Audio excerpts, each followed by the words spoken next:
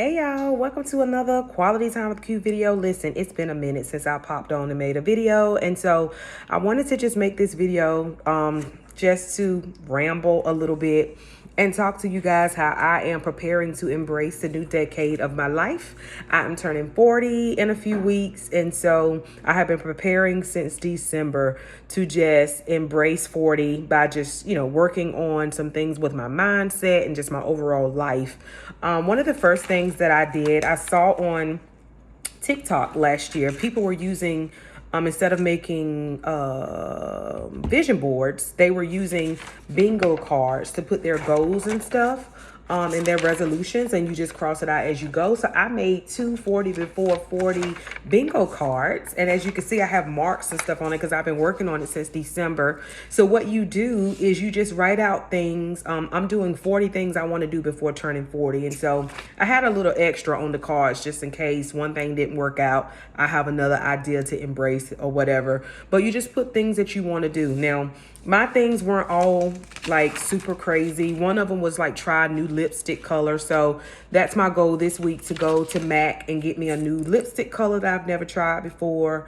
Another one is visiting Trader Joe's. I had never visited Trader Joe's before, and so I wanted to go there. I went there. Another one was taking a long flight. So I took a 10-hour flight to Greece in May, and it was such an interesting experience flying that long, but I survived. It was 10 hours there and 10 hours back. So that was one of the things on my list. And then the vacation and all that, I had a few things. But anyways, that is one way I am embracing 40.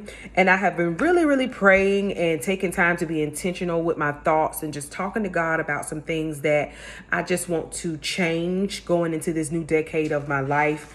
And one of the things that I have been really talking to God about, or I feel like he's been showing me, is to remain grateful.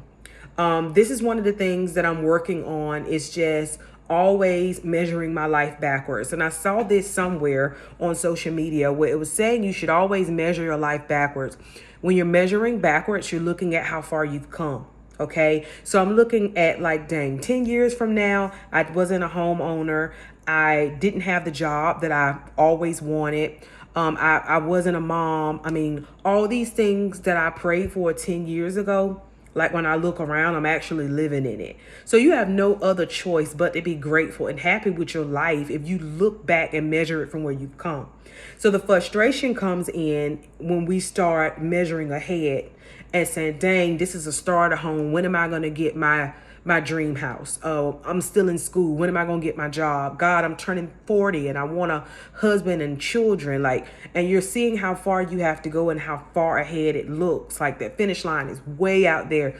Of course, you're going to get frustrated, right? So I have been really, really working on gratitude, enjoying where I am and understanding that everything that I desire in God's timing, in due time, it will work out just like everything else has, if it's in his plan for me.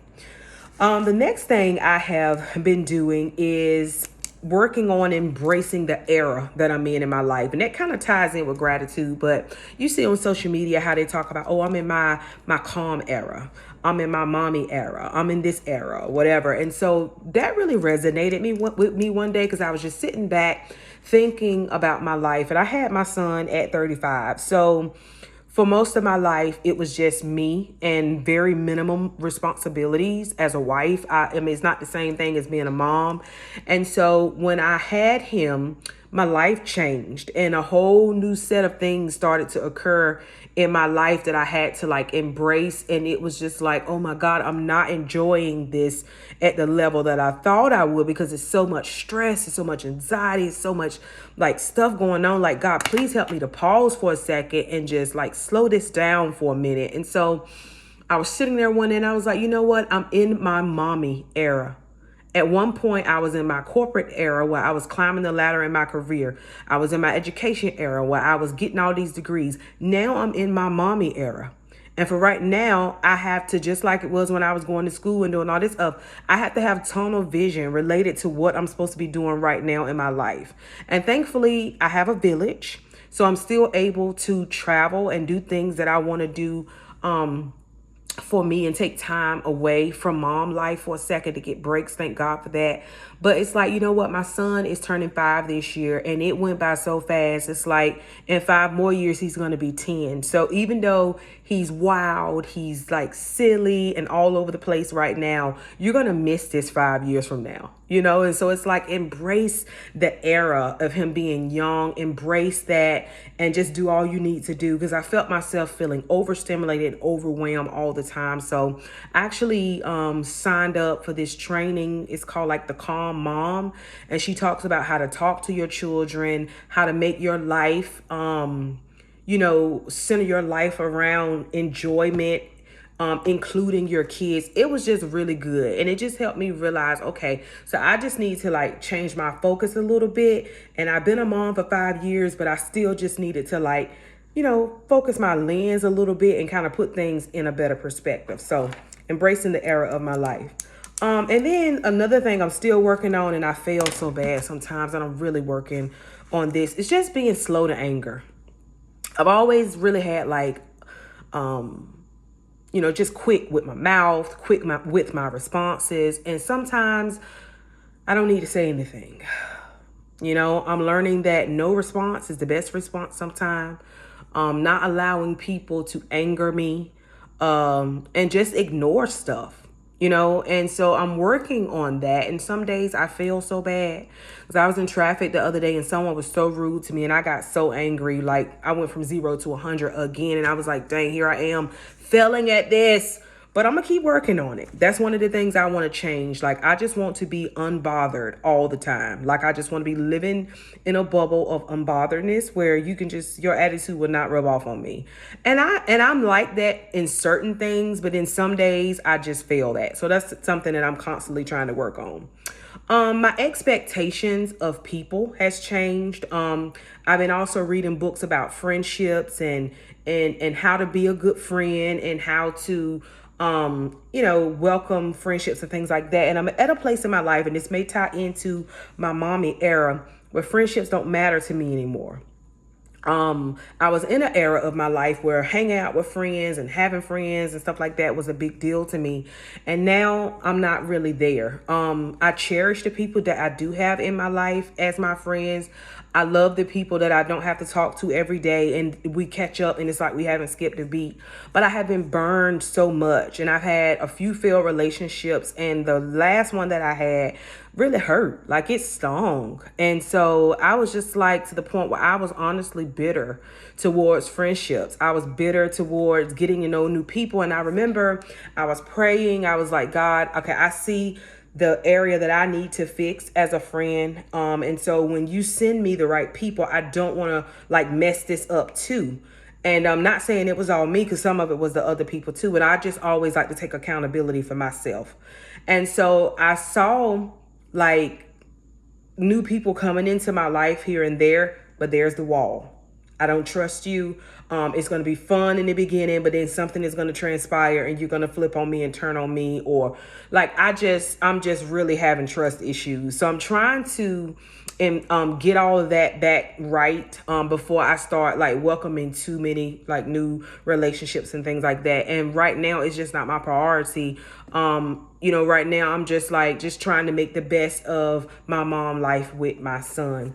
And I do have a handful of people that I can go out to eat lunch with, that I can, you know, do things with. And right now I'm okay with that. Like, I'm not worried about chasing anybody or trying to like, I'm just done with that part. And that goes into just detaching myself from things. I actually had something that I was battling with for a few years, and I was just trying my best to figure out ways to keep that thing in my life and to make it work. And I feel like God had showed me on several occasions, cut it. And I just kept right on trying to flip that puzzle piece. And the more I flipped it and was trying to push it in the space it didn't belong, the more my anxiety was flaring up, the more my mental state. It was like when stuff is starting to bother your mental state, your anxiety, and making you feel like a certain way about yourself, like, you got to cut that stuff off. God does not have anything to do with anything like that that's causing that much stress in your life. You know, if it doesn't bring you peace, like, it's time to let that stuff go. It really is. And I'm just in that era of peace. Like, I don't want to be anywhere, be around anybody, or be in spaces or be around anything that hinders my peace. It's just really a big deal to me to be calm and all that because of my child. Like, my child and my husband deserve the best version of me.